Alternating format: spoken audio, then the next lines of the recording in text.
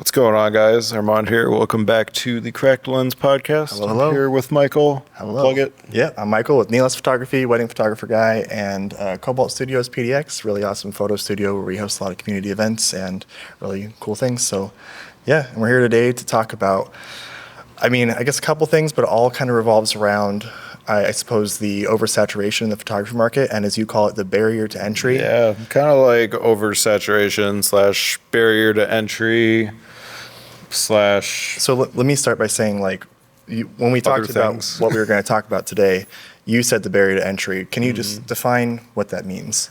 So the barrier to entry with photography right now is really low.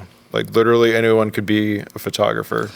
And there's kind of like a couple parts to that. One of them is it's like anyone who has a phone can be a photographer, right? You could be an influencer, content creator, whatever, right? So what does it mean when I say, or when someone says, oh yeah, I'm a photographer? That's just a really mixed message. Oh, okay, so you do it in your spare time with your iPhone 14, or you shoot giant commercial brands for a full-time living and travel the world. It could literally be anywhere from like the very bottom all the way to the top, right? And back in the day, like way back in the day, if you were a photographer, you had to go and spend hundreds of dollars or thousands of dollars on a legit setup. Like a large format, and you're carrying it out into the deep woods, and it weighs a bunch. And it could be like back effort. in the medium format days on film, or, early 2000s even. Yeah. Even probably like 2010, it wasn't that long ago. Yeah. Like only yesterday. Yeah, feels like yesterday. Okay. But yeah, like anyone can be a photographer now. So if I ask you, if someone you've never met before, just an average dude, walks up on the street and you guys talking, and he says, I'm a full-time photographer, what's your first impression? I'm curious. I guess, what level of full-time are you? You're going to give him that look okay. It's like, okay. Right. What does that mean? Because it has so many different meanings now. I feel like literally I go to so many events and situations where I'm just talking to someone new, and I'm like, yeah, I'm a photographer. And they're like, oh, I'm also a photographer. And I'm always like, and it's Uncle Bob. Okay. Okay, what does that mean? Because you could be legit. You could do this all the time, and then sometimes they show me pictures, and I'm like, holy crap, this is the coolest stuff I've ever seen. How have I not heard of you? Your name should be everywhere. Your work is amazing. I love it. I'm inspired. And other times it's I'm not trying to be mean, but it's just blown out, not good, and I'm like, oh. I've seen a lot of those. Oh, okay. Thank you so much. It's how are you making a living doing this? And then I feel so mean because they're like, what do you think? And I never know what to say, but that's just me being a dick now. But no, for real, it's such a skewed thing to say, oh, I'm a photographer. And it honestly, all the time when I'm out and about, because I get to do this full time, I'm very fortunate for that. But when I tell people what I do, I'm like, oh yeah, I'm a photographer. And it feels like when I began, when you start doing photography and you're not making anything and you're dying and you're working another job and it's just not going well. Yeah. And you're like, I'm a photographer, but when you say that, you're kind of like, ah, shit. Am I really anything? Yeah. So I still feel that way when I say it now. And so I never know what level someone's at when they say it. Yeah. I even feel weird saying it because photography is just one of the things I do. Yeah, right. Because I work in film, I do video. Well, and to be a full-timer and all that, there's literally photography, what we're doing at a small percentage of the time. Yeah. It's, marketing, and you're the marketing person, you're the networking, your websites. Yep. I know too much about SEO that I never cared to know about. Social media, but even this. Now we're podcasters. Now we're podcasters apparently. So we have cameras in our face. Really what is being a photographer, right? But like you said, the barrier of entry, and I experience this all the time in my industries. Before I get into weddings and portraits, let's talk about some of the stuff that you do more of. Just share some of your experiences, I guess. Sure. So experiences with what? With barrier to entry and how that's how that's in your space. It's interesting because in the commercial space, you see a lot of these bigger companies and stuff like that, they're just hiring anyone with a camera. They're just Okay. like, oh, you have, you know, an A7 III or A7 IV, right? Yeah. They're like, make content every week, right? And now you're like the social media person, and the stuff is like so easy. Or I've actually seen on LinkedIn a lot of jobs that are like, oh, you just need to know how to use an iPhone, Okay. right? And Yeah, it's like no, a I've full-time seen it, I've job. seen it. Oh God. And there's a lot And of I'm people like, who say dude. like, oh, I shoot with iPhone 14, and I always kind of chuckle inside, but then I'm like, well, If then you again, know how to use it. like yeah, exactly. It's not really about the equipment like we talk about with Dan and we talk about all the Mm-hmm. time. Like it's not about the equipment, it's just how you use it. And iPhone 14, honestly, it makes some pretty Are good we stuff. on the 15 now? I don't have a clue in the world. But all I know is most of us consume our media like this anyways. Yeah. And what it produces for this is so fantastic that people who need that marketing material, do they really care Yeah. what it looks like on a television or anything larger than your phone? You know, So- I was in a restaurant like a couple days ago, right? Yeah. Here in Portland. And I saw one of the people working there, they just came out and grabbed a quick cell phone photo. And I'm like, they're totally just using that for their Instagram probably, Yeah. you know? Yeah, that's So it's like the barrier of entry is like, it's so low now. the accessibility. The is so- accessibility is what it is. everyone. Maybe that's like a has- better term rather than barrier to entry, because it's like the accessibility makes the barrier to entry so low. Yeah, but the accessibility is so great because we all. Yeah. And then even for extremely professional equipment now, it's only a few $1,000s to really get. Not even if you go used, it's like Yeah, facts. you can get a whole setup for Facts. like $1,000, and there's all these like third-party options now and all this stuff. Well, and like, When I first started back in 2012, yeah, if you wanted a decent setup, it's like, you know, $2,000 at least. yeah, that's about where I was looking when I started too with my Canon 5D. It's when I jumped to the 5D3, and then I got a 24 to 105, and I was like waiting for the deals for steals, you know, because I was Yeah. obviously super broke. And I remember, yeah, I waited and I got it for.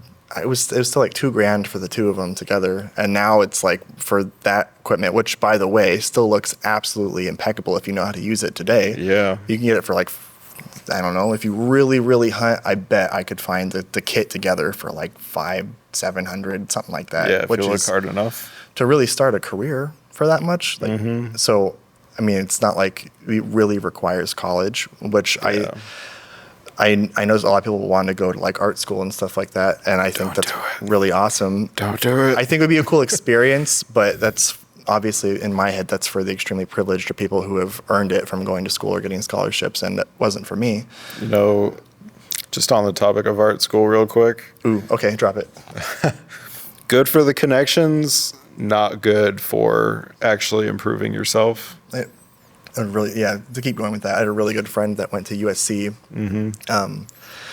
and she just went because of the connection. She was like, Yeah. I could learn this stuff elsewhere, but what it's really about is people you meet. And she wasn't 100%. wrong. She was not wrong. She met You're great paying for the connections all the way. I see where she's going in life now, and I'm like, you know, what you said that was very smart. But I've worked with so many people from USC, like when I was living in California, and Yeah. like the way these people are connected is insane. it's unbelievable, honestly. But no, and that's hopefully what we're trying to build here is just a sense of community and connection and networking. But that's a different topic. But yeah, the accessibility is so great, and it really does cause a lot of problems. And so, like you're saying, people in the resume, or would you use an iPhone 14? Do you know how to use, Sony? And it's really all it takes, because people are just trying to make content and stuff with marketing and commercial. Obviously, that's going to be different if you're talking about like higher productions, but you can really start out. And so like all those jobs when you're getting into it can be taken by just about anyone. And in like the portrait world, and where I really focus on in portraits and in weddings, the competition is just like, anyone knows it. Go put a post up on the Facebook group and be like, hi, I need a wedding photographer. And you get like Yeah. 300 leads, and it's just overwhelming. You know what? That's true, but I feel like because of like the barrier to entry slash, what were we calling it? Oh, the accessibility. I feel like because of that, it's very much turning into like you get what you pay for. It is, you get what you paid for. But here's the thing that I've really noticed, because people say you're getting married, right? Yeah. And you're like, oh, hey, will you marry me? Yes. All right, now we have to plan this whole wedding. And you have no idea what the shit is going on most of the time, right? Most people only get married. Well, I don't know if it's just statistically most people only get married once, but a lot of people, they get married once. Try to only get married once. A lot of people, like, I end up talking to are like a little younger, not always, doesn't matter, but like, you're jumping into this whole situation. You're trying to find all these different vendors. You don't know how important photography is, which is, by the way, very important, because it's a lot of times the one thing you take with you. Yeah. See, like for us, like as we're photographers, we know it. We're like, this is really important, but to them, it's just like a dollar amount sometimes. Well, honestly, and then too, when you go into a situation, now you're like having to explain all these things. Like, oh, I feel like I'm doing a hard sell right now, but I'm honestly, I have to. I'm trying to warn you right now, because you know how many people have come to me being like, I hated my pictures. Because here's the thing.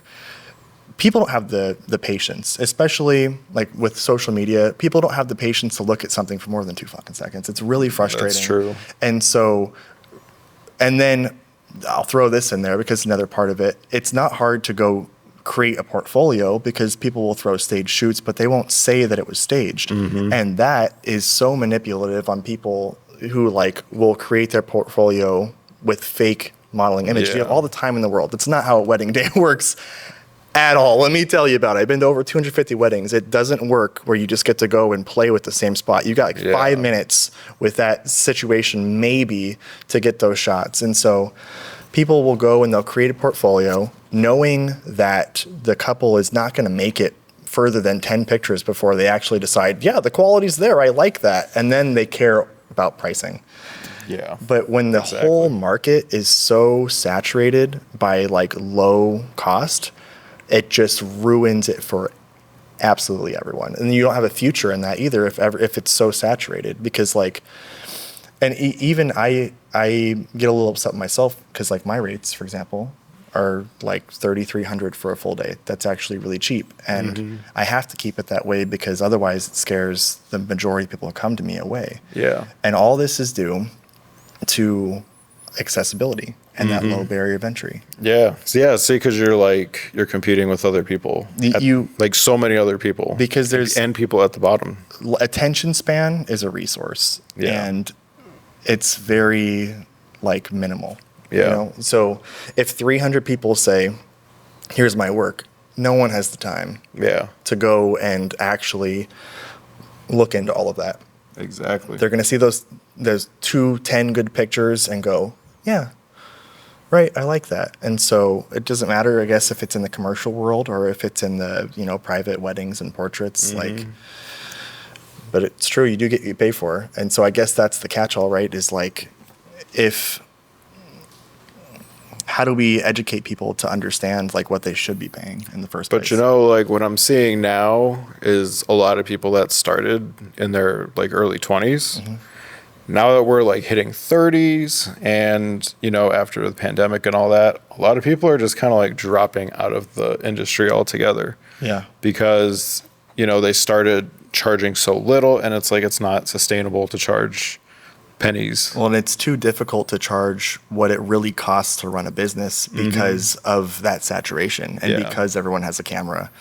And so, like, I can't even begin to express how unbelievably exhausting it is to find work as an artist or as a photographer, because of that saturation. Like, genuinely, it takes up all my time. It's constantly like, okay, do I have to dance in TikTok videos? Is that what's really come to? Because see, but on the flip side of that, if your work is really good, you're going to get noticed and you're going to be able to charge more. I think that also depends on the field that you're in. So like, it's good. Well, yes and no. It's good to be creative. I think that for me, when you said that, immediately I regret not putting more like creative flair into certain wedding images to like entice the eye to bring them over to see, like, because my main focus there is like authenticity, right? And it's like, okay, well, I guess I could find a way to mix authenticity with like a creative flair, like overlays and dual exposures or something. I don't know, but yeah. And I guess it depends on the style too, but okay. So In the commercial world, like you're saying people, they just have to know how to use a camera and use an iPhone At the bottom, yeah. at the bottom. So At the like bottom. how does it transcend from there? Like do you think that's like where you start and take those jobs? It can be where you start, and you can take those jobs, of course. Like you might be able to like start a little portfolio and work your way up and shop it around. Yeah. At the top, it's a little different. It's all based on your portfolio. All based on portfolio and Yeah. connections. I would say, yeah, portfolio connections, knowing how to pitch yourself is like the biggest one, and knowing how much to pitch. Yeah, it's hard. Because Really sometimes you can overshoot it. Like I've definitely like overshot it and not not did the math properly. hard. Yeah.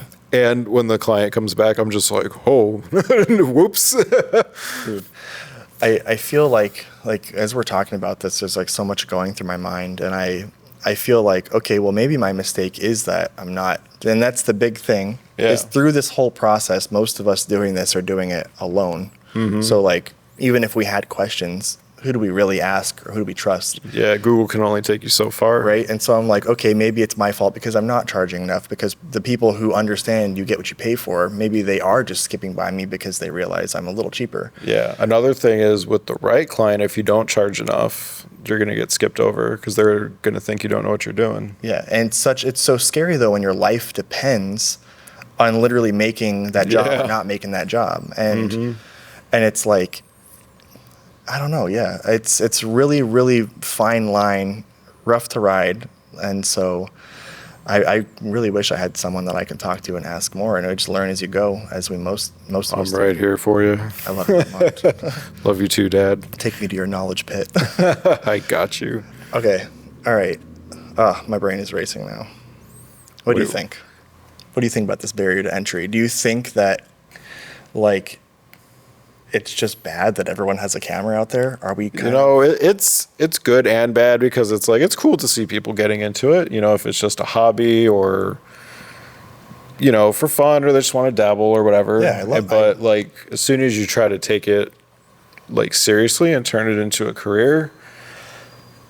Okay, so one thing I'm like big on is like not gatekeeping information. High five if you're watching us on YouTube or Spotify. No gatekeeping. No gatekeeping, because you know what?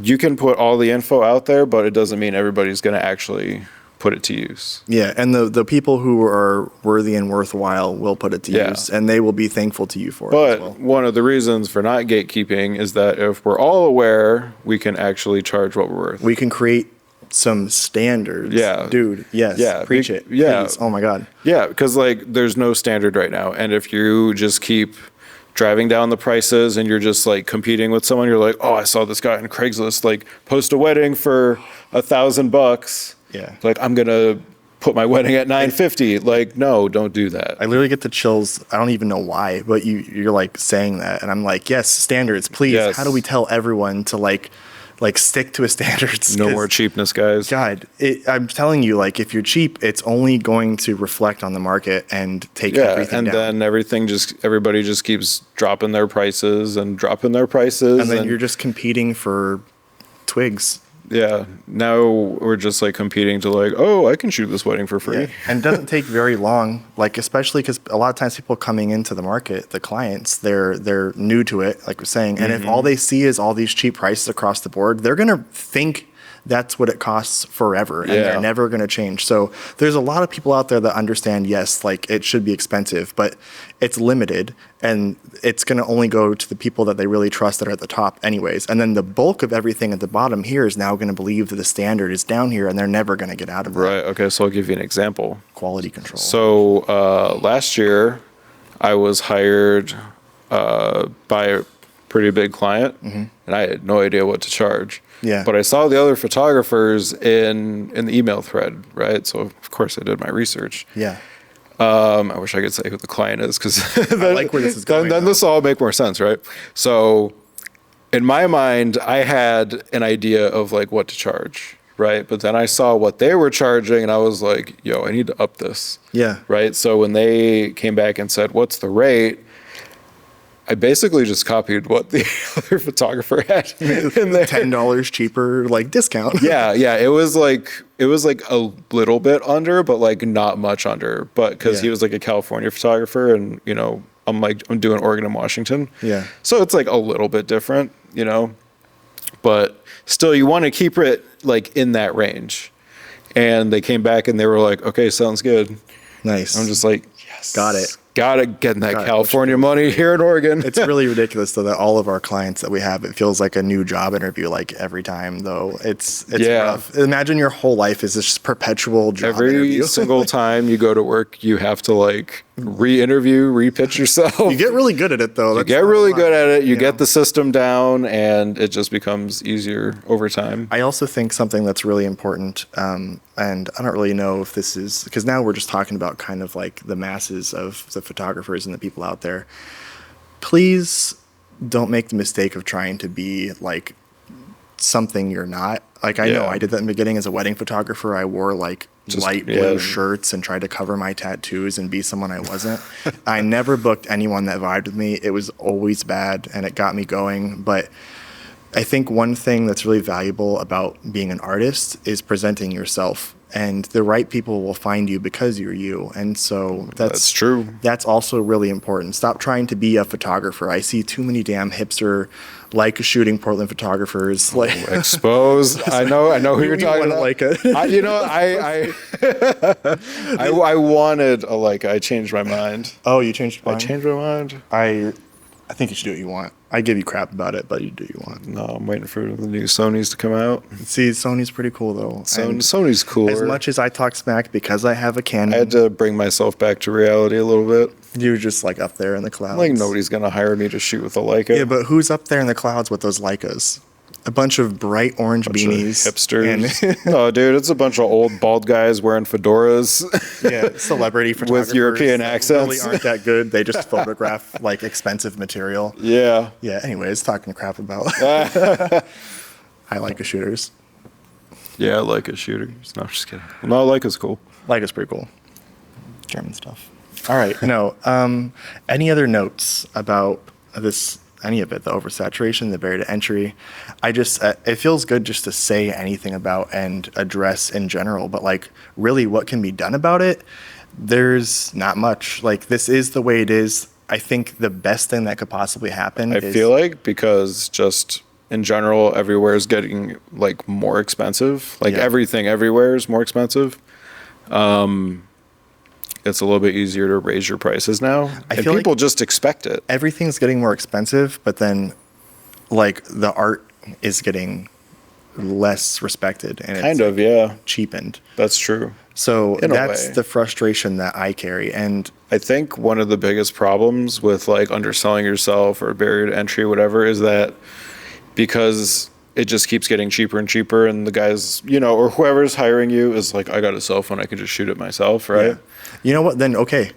That's what I have to say, I think, is because this happens all the time where people will try to talk you down. Yeah. And like make your prices so firm from the get-go. And I still have a hard time with it because it's money or no money, and that putting you on the line like that is something people know they can do to manipulate you. And it's like, we're going to say yes. We really need to all work together to stop doing that, because if you say, no, these are my prices, and they go to the next person and manipulate them, that's just going to like enable them to keep doing it. Mm-hmm. And if it's just not the way it works. If your rate is this rate, they know that from the beginning. Do not talk me down. Do not try. I have accepted too many jobs like that, and I have been disrespected further by that person every time. Or they get the pictures and they just ghost you afterwards, or they ask for a million edits. They just get it in writing, dude. Always get the contract. Get it in writing. Your contract. Get it in writing. Be firm. Respect yourself. Like self-respect is the way I think of it. Is like if I hire a plumber, right, to come fix something in my house, the price is the price. The price is the price. Like you can't negotiate with them, right? Stop trying to talk me down. And it's like, why is like photography one of the only things where people try to like talk you down? Though. Or is it just because people don't see the value in it? Because it's not like a need, it's like kind of a luxury thing. I keep going to weddings, right? But like that's what my bulk of my stuff is in. But it frustrates me because like I've had so many experiences where I'm like, this is my rate, and maybe for some reason it's the off season. They were like, oh, we can't do that, and I decided to go a little bit cheaper. Photography has no off season, dude. That's true. And in Oregon, it kind of does with weddings. But anyways, I took one on. At some point in my career, I won't even say kind of wedding. Every day is a Monday for us. I took a wedding on that was like, I accepted like a super discount. I'm like, you know what? It's like a weekday. I'll do it. It's the same amount of work though for me. I should have kept my rates, but yeah, absolutely. Never give discounts just because of the day of the week. And I don't know why I did, but I did a discount. And I went out, and that was the time. Oh, well, they flew to a different country to have their engagement pictures. They had multiple days. They were going to have another photographer the next day. And they, like, it was kind of crazy, like, the amount of money that was being spent and, like, the percentage of it toward photography, which, honestly, at a wedding should be one of the, like, more expensive things that you get. And it's weird to say, but in many cases, the most expensive aspect at a lot of weddings, because that is the one thing, unless you have video, that stays with you after the date. That whole date flies by. It's gone so fast. And you get to take those pictures with you. And if you want an experienced photographer that's going to get like good pictures to actually encapsulate the day, it should cost money. And I'll find people, they're not talking down the venue. They're not talking down the catering. They're not talking down anything else. But when it comes to photography, they're like, You know what? It's because when you go to a wedding, it's like you have to have food, right? Yeah. You have to have the flowers. You have to have all these other things, right? But then photography, it just becomes like an afterthought sometimes. So even in the people who know they want their photographer first, I still experience the same. Yeah. But there's just like, this just needs to get done, right? Yeah. And when you go to a wedding and the food sucks, everyone knows. Yeah, that's true. I know. That's my favorite thing about a wedding. I know when the food sucks. Yeah, exactly. And I always get a little, not externally, but internally sad. Get good catering. Always get good catering too.